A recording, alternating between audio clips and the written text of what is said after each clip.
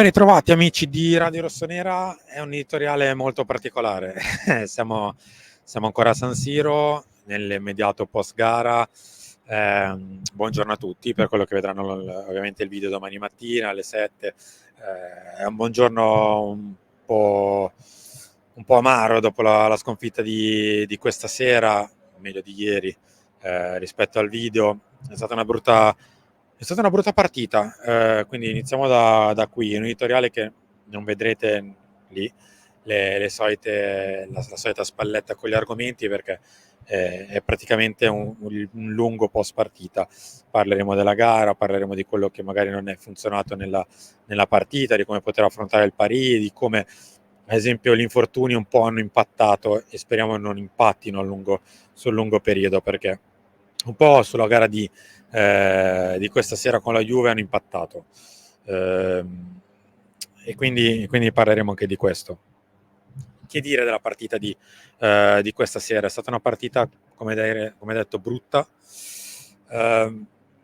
Ce l'aspettavamo che la Juve potesse chiudersi negli ultimi 30 metri. Era un copione che conosciamo, come conosciamo che l'Inter si chiude e riparte, come conosciamo che la Lazio fa un certo tipo di gioco che a noi è congeniale, quindi riusciamo a giocarci contro molto bene.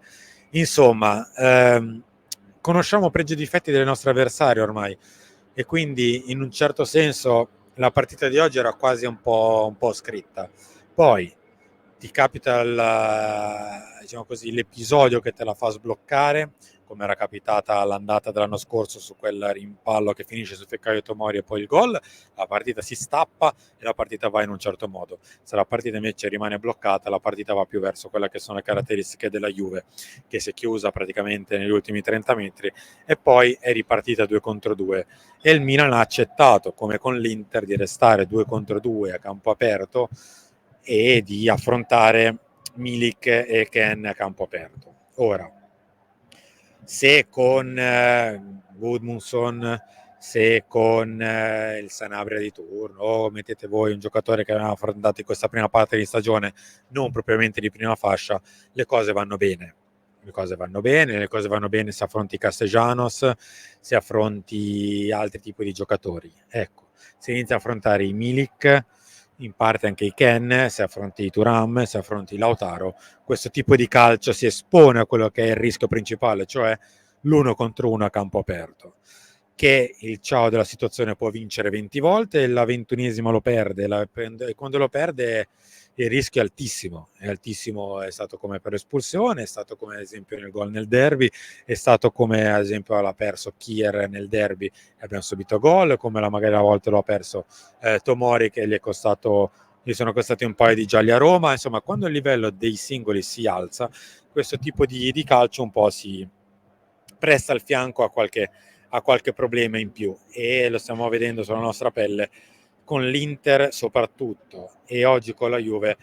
Questo ti ha fatto pagare il conto un po' per espulsione, perché è stata sicuramente qualcosa che ha penalizzato tanto il Milan. Lo ha penalizzato perché forse avrebbe anche vinto la partita 11 contro 11, questo non lo possiamo sapere, però in 10 contro 11 alla lunga ha pagato anche quelli che sono stati i problemi della settimana, ovvero gli infortuni muscolari, prima di Ciukwese e poi di Marco Sportiello. Sportiello, abbiamo visto, è stato egregiamente rimpiazzato da Mirante, quindi fortunatamente sulla gara singola non l'abbiamo pagato, però abbiamo pagato il ritorno in campo di Krunic, che non aveva assolutamente la possibilità di essere brillante in una gara del genere.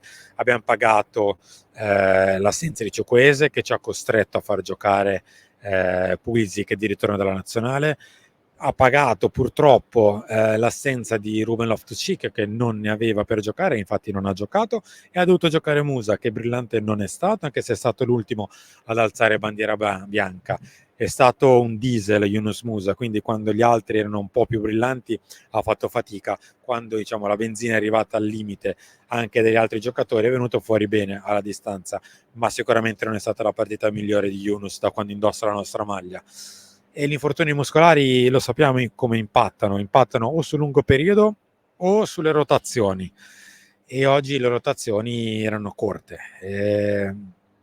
Purtroppo il Milan dall'inizio della stagione ha già avuto 5 lesioni, 6 se vogliamo fare i cattivi, ci aggiungiamo anche Messias, che era ancora un giocatore del Milan quando si è fatto male in tournée, però dai, facciamo i buoni, diciamo 5.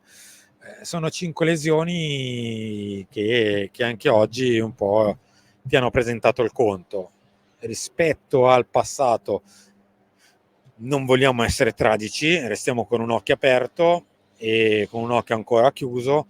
Il fatto è che gli infortuni, come detto, purtroppo si contano e si pesano, e oggi ad esempio un po' sono pesati per quello che abbiamo detto finora. Resta l'amaro in bocca, perché il Milan invece era stata probabilmente 11 contro 11 con questa partita, la porta a casa. Poteva essere una sorta di remake della partita con la Lazio, chi lo sa, quindi con un primo tempo equilibrato, con poche occasioni da una parte all'altra, e poi quando la partita dovevi vincerla, il Milan poteva ribaltarla.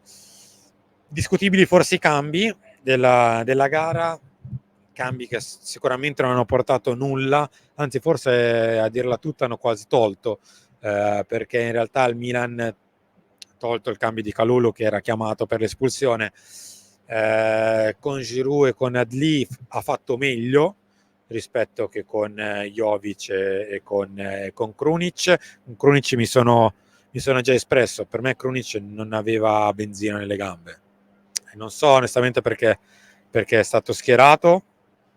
Forse stavo per dire sono stati fatti i cambi per il Paris Saint-Germain, ma per il Paris Saint-Germain, a parte che viene tra 3 giorni, ma poi insomma era una partita che ancora doveva dire la sua, poi portare a casa un pari che fa A morale, B classifica, e C toglie 2 punti alla Juventus. Dare per persa la partita così, non credo che sia stato questo il pensiero del mister, quindi credo che siano stati fatti cambi anche per provare a riprendere la gara, e Krunic non ne aveva. Jovic non mi sembra in uno stato di forma eccellente, è una forma che forse a 60-70% si è generosi. Non ho capito il perché a quel punto non Okafor. Capisco la motivazione del mister, che voleva un giocatore un po' più fisico, capace di proteggere la palla e di giocarla anche spalla alla porta, però forse non era nemmeno la gara che richiedeva questo tipo di calcio.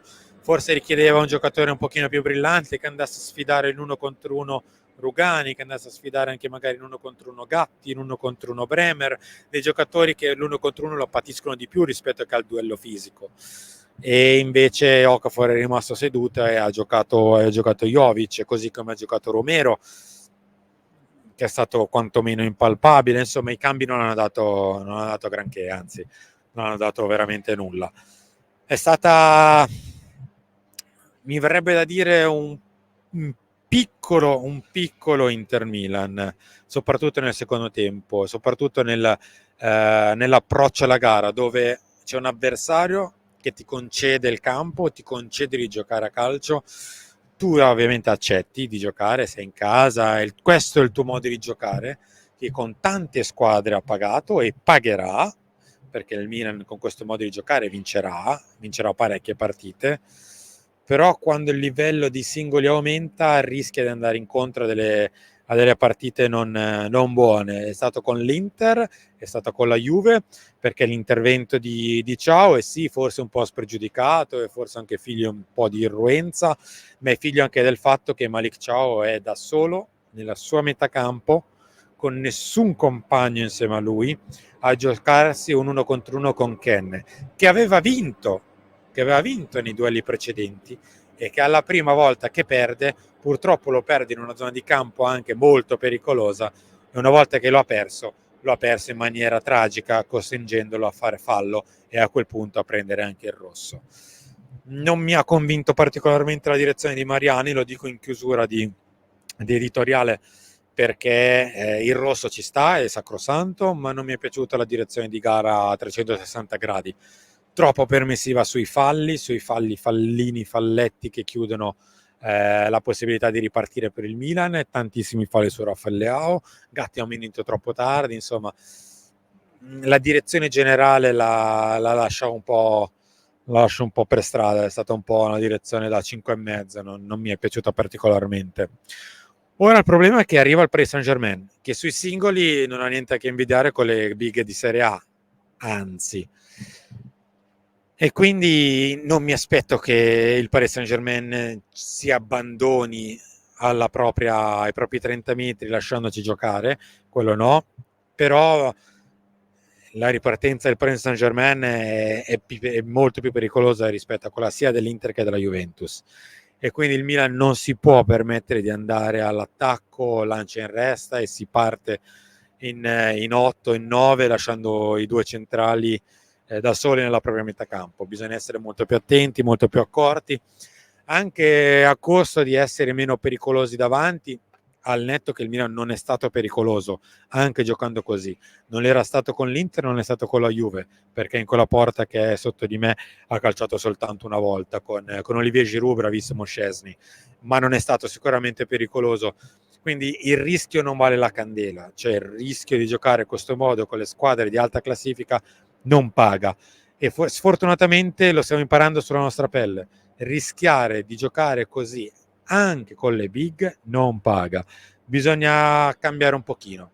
Capisco che non bisogna snaturarsi, perché le squadre di calcio di alta classifica, le squadre di big, non si snaturano quando giocano con le altre rivali, ma adottare degli accorgimenti, quello sì, perché altrimenti il rischio di rivedere partite molto simili è che a volte anche con squadre in mezza classifica si possa rischiare. Si è rischiato a volte col Genoa, ad esempio mi vengono squadre in mente, squadre tipo il Sassuolo, il Bologna, che magari ci ha messo in difficoltà nel secondo tempo, squadre che gli piace giocare e si mettono a giocare rischiano di essere anche un po' pericolose, oltre alla qualità dei singoli.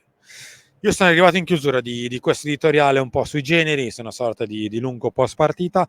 Ci ritroviamo tra poco con Mattino Milan e le pagelle dei singoli, poi ci ritroviamo con l'Ance e il Talk e chiudiamo come al solito alle 19 con l'analisi tattica di mister Emanuele Bottoni.